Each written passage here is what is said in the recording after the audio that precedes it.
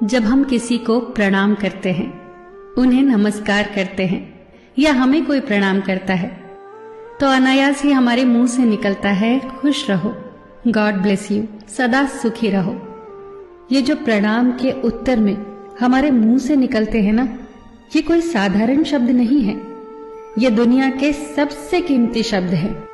आजकल हम इन बातों को महत्व देना बंद करते जा रहे हैं, पर यकीन मानिए, जो प्रणाम के जवाब के रूप में आशीर्वाद हमें मिलता है या हम किसी को देते हैं, वो 100% चमत्कारिक शब्द होते हैं, बेशकीमती शब्द होते हैं। एक बहुत प्यारी कथा कहने जा रही हूं। महाभारत का युद्ध चल रहा था।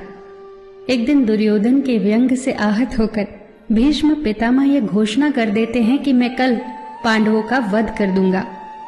इस घोषणा का पता जैसे ही पांडवों को चलता है तो उनके शिविर में बेचैनी बढ़ जाती है। सभी को भीष्म पितामह की क्षमताओं के बारे में पता था, इसीलिए सभी अनिष्ट की आशंका से परेशान हो जाते हैं। तभी श्री कृष्ण द्रौपदी से कहते हैं, तुम अभी मेरे साथ चलो। श्री कृष्ण द्रौपदी को लेकर सीधे पितामह भीष्म के शिविर में पहुंच जाते हैं। श्री कृष्ण स्वयं तो शिविर के बाहर खड़े हो जाते हैं, पर वो द्रौपदी से कहते हैं कि अंदर जाकर पितामह भीष्म को प्रणाम करो। जैसे ही द्रौपदी ने शिविर के भीतर जाकर पितामह भीष्म को प्रणाम किया, तो पितामह भीष्म के मुख से द्रौपदी के लिए ये आशीर्वाद निकला, अखंड सौभाग्यवती भव।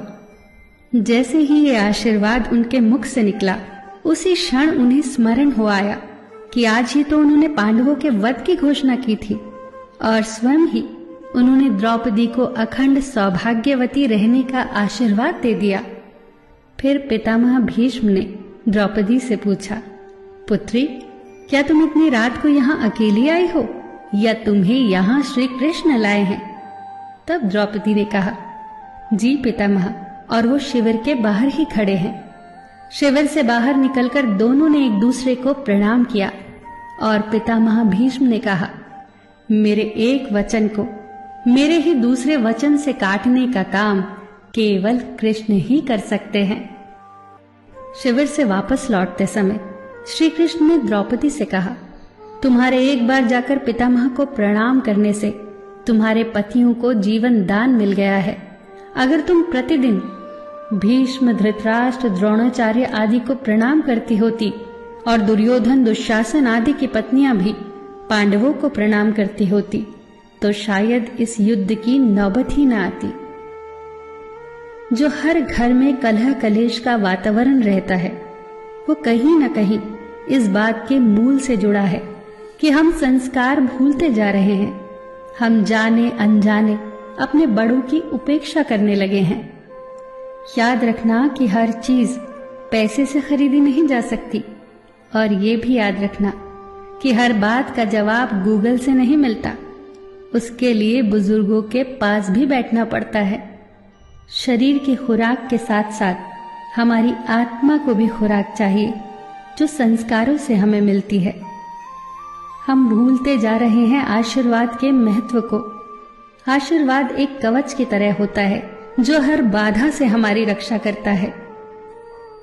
कितनी सुंदर बात कही है किसी ने।